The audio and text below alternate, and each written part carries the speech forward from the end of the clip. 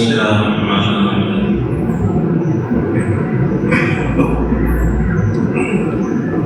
عن انس بن مالك رضي الله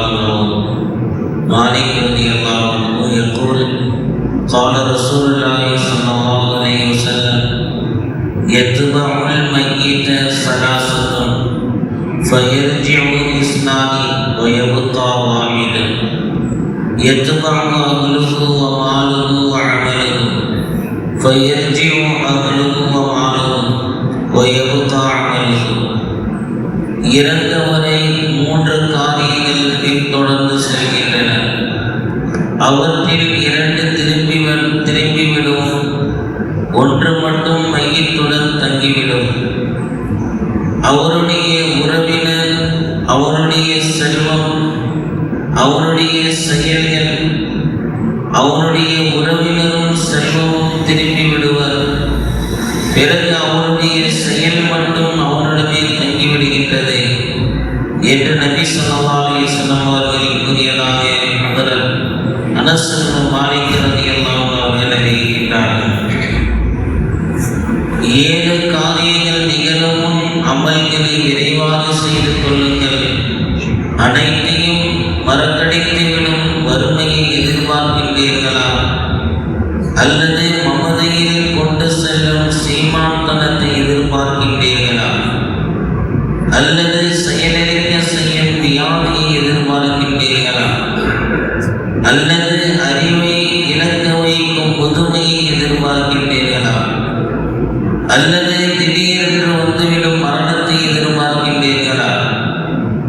சில சமயங்களில் தௌபா செய்வதற்கும் சந்தர்ப்பம் வாய்ப்பதில்லை. மறைக்கப்பட்ட தீமைகளில் மிக கெட்ட தஜ்ஜாலின் வருகையை எதிர்பார்க்கின்றீர்களா? அல்லது கியாமத் நாளின் வருகையை எதிர்பார்க்கின்றீர்களா? அதுவோ கடுமையானதும் மிக கசப்பானதும் ஆகும் என்று ரசூலுல்லாஹி ஸல்லல்லாஹு அலைஹி வஸல்லம் அவர்கள் கூறியதாக ஹதரத் அபூ ஹுரைரா ரலியல்லாஹு அவர்கள் அறிவிக்கின்றார்கள். தெளிவரே, இந்த 7 காரியங்களில் ஏதேனும் ஒன்று நிகழ்வதற்கு முன் நற்செயல்கள் மூலம் மறுமைக்குரிய தயாரிப்பை மனிதன் மேற்கொள்ள வேண்டும். இக்காரியங்களில் ஏதேனும் ஒன்று நிகழ்ந்து நற்செயல்கள் செய்ய முடியாமல் ஆகிவிடலாம்.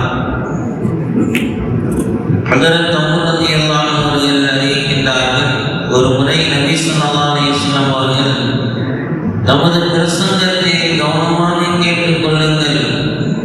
உலகம் தற்காலிகமான வியாபார பொருளாகும்.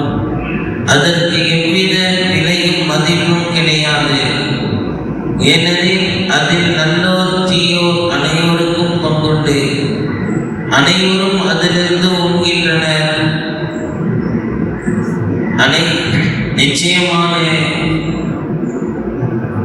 மறுமையானது குறித்த நேரத்தில் வர இருக்கின்றது. அந்த ரகமான உண்மையால் அதில் சக்தி மிக்க அரசன் தீர்ப்பு வழங்குவான்.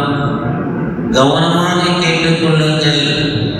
எல்லா நலவுகளும் அதன் அனைத்து வகைகளும் சொர்க்கத்தில் உள்ளன.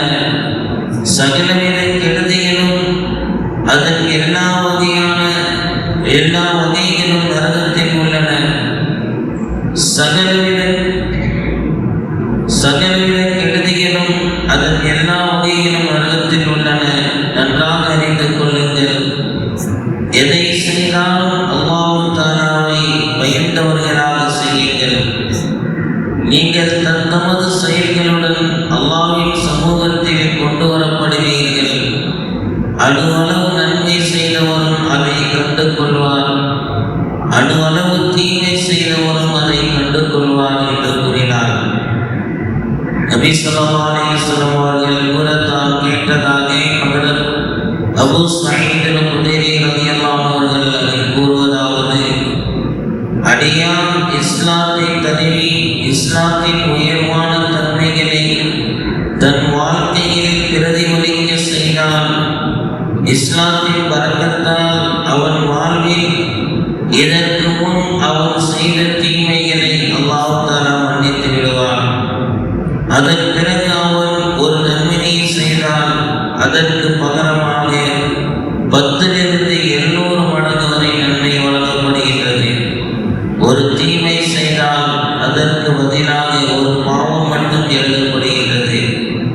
ஆயினும் அல்லாஹ் தஆலா அதையும் மன்னித்து விட்டால் அது வேறு விஷயம். வாழ்க்கையில் இஸ்லாம் அழகு பெறுவது என்பதின் பொருள் ஈமானின் வெளிச்சத்தால் உள்ளம் வலிமயமாவது, அல்லாஹ்